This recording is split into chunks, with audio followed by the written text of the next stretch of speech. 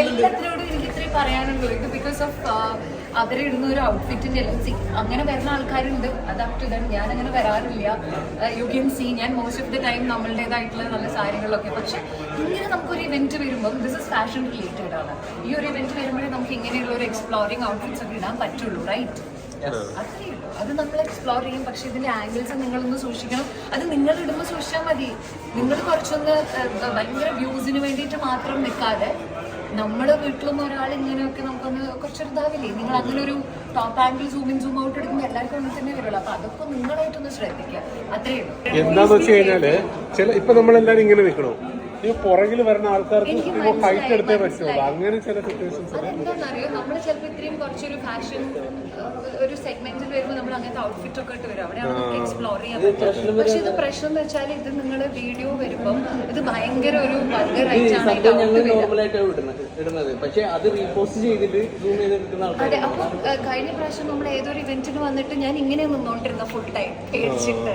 So നമ്മൾ ഒരു സെലിബ്രിറ്റിക്ക് അല്ലെങ്കിൽ ഒരു ആർക്കെങ്കിലും ആയിട്ടും നോർമൽ ഒരാൾക്ക് അങ്ങനെ നിൽക്കേണ്ട ഒരു അവസ്ഥ വരാന്ന് പറഞ്ഞത് മോശമല്ലേ നിങ്ങളെ സംബന്ധിച്ച്? ഇപ്പം നിങ്ങളൊരു ഡ്രസ്സൊക്കെ ഇടുകയാൽ ഇങ്ങനെയൊക്കെ പിടിച്ചിട്ട് എങ്ങനെ ഉണ്ടാവും അല്ലേ? അപ്പോൾ അതുകൊണ്ട് മാത്രമാണ് കേട്ടോ, അല്ല നിങ്ങളോടത്തുള്ളൊരു ദേഷ്യം കൊണ്ടൊന്നുമല്ല. We all really love you guys because നിങ്ങൾ അത്രയും എഫേർട്ട് എടുക്കുന്നുണ്ട് to capture everything and show to people. പക്ഷെ നമ്മളൊരു എപ്പോഴും ഒരു കംഫർട്ട് കൊടുത്തിട്ട് നിൽക്കുക, അത്രയും.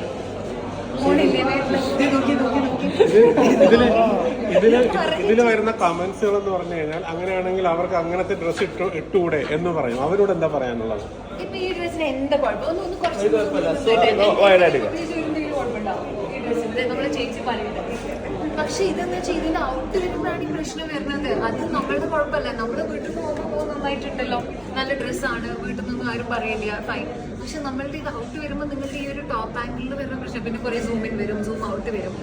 അപ്പൊ ആൾക്കാർക്ക് ഇത് അറിയില്ല. ആൾക്കാരുടെ വിചാരം നമ്മളിങ്ങനെ കുറേ നമുക്ക് എപ്പോഴും നമ്മളുടേതായിട്ടുള്ള ഒരു കംഫർട്ടബിൾ ഒരു എന്താ പറയാ ഭയങ്കര മോശമാവാത്ത ഡ്രസ്സാണ് എല്ലാ ആർട്ടിസ്റ്റും ഈ ഡ്രസ്സ് എന്ന് പറഞ്ഞാൽ അവരവരുടെ ഫ്രീഡം തന്നെയാണ്. പക്ഷേ ഇതായിട്ട് ഈ പുതുമുഖ താരങ്ങള് ഡ്രസ് വൾഗറായ ഡ്രസ്സിൽ വന്നിട്ട് കൂടുതൽ അറ്റൻഷൻ കിട്ടാൻ വേണ്ടി ചെയ്യുന്നുണ്ട്. പക്ഷെ ആർക്കും അങ്ങനെ അറ്റൻഷൻ കിട്ടേണ്ട കാര്യം ഉണ്ടെന്ന് എനിക്ക് തോന്നുന്നില്ല. കാരണം ഇപ്പം നിങ്ങൾ തന്നെ വിളിച്ചാൽ എല്ലാവർക്കും പ്രൊമോഷന് വേണ്ടി പോകാറില്ലേ? പോകാറുണ്ടല്ലോ. അവർക്ക് അങ്ങനെ അറ്റൻഷൻ സീക്കിങ്ങിന് വേണ്ടിയിട്ടാണെങ്കിൽ ഐ തിങ്ക് അവർക്കൊരു ഷൂട്ട് ചെയ്താൽ പോലെ. അപ്പോൾ എനിക്കങ്ങനെ അറ്റൻഷൻ സീക്കിംഗ് അല്ല. ചിലപ്പോൾ ചിലർ വിചാരിക്കും നമുക്ക് കുറച്ചും കൂടി ഒരു ഡിഫറെൻ്റ് ആയിട്ടുള്ള ഔട്ട്ഫിറ്റ് ഇടാം എന്നൊക്കെയുള്ള ചിന്തയായിരിക്കാം. ഇതൊരു കംഫർട്ടബിൾ ആയിട്ടുള്ള ഔട്ട്ഫിറ്റ് അവരിടുക, അത് അവരുടെ ഇഷ്ടമല്ല. നമുക്ക് എന്തെങ്കിലും വരും. നല്ലൊരു വീഡിയോ ഭയങ്കരമായിട്ടും ആൾക്കാർ വൈറലാക്കിയിട്ടുണ്ടായിരുന്നു. അത് ഞാൻ ഫോൺ വിളിച്ചതല്ല. പക്ഷെ അതിൻ്റെ എന്താ പറയുക, അതിൻ്റെ ഒരു സത്യാവസ്ഥ അല്ലെങ്കിൽ നമുക്കൊരു പത്രധർമ്മം ഉണ്ടല്ലോ, എല്ലാത്തിനും നമുക്കൊരു എത്തിക്സ് ഉണ്ടാവും. ഞാനത് അങ്ങനെ show like in the sense അവിടെ എൻ്റെ അടുത്തൊരു ഫോട്ടോഗ്രാഫർ പറഞ്ഞു അങ്ങനെ ഒന്ന് ഷൂട്ട് ചെയ്യാം ഫോൺ വിളിക്കുന്ന പോലെ. അത് ഷൂട്ട് ചെയ്തതാണ്. പക്ഷെ അതിൻ്റെ ബിഹൈൻഡ് സീൻസ് എന്തെങ്കിലും പറഞ്ഞു. അത് മറ്റേ ഒരു വട്ടമൊക്കെ ഇട്ടിട്ട് ആൾക്കാർ എന്തൊക്കെയോ വിളിച്ചിട്ട് അവർ ഫോൺ എടുക്കുന്നില്ലല്ലോ.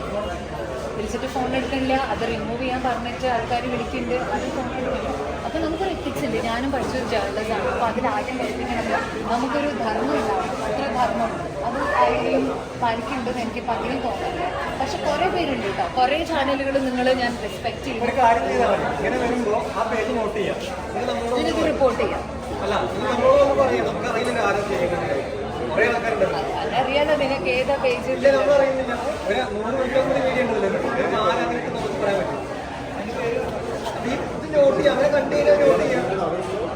ഈ ആകൽക്കും വണ്ടിയിൽ പോവാം.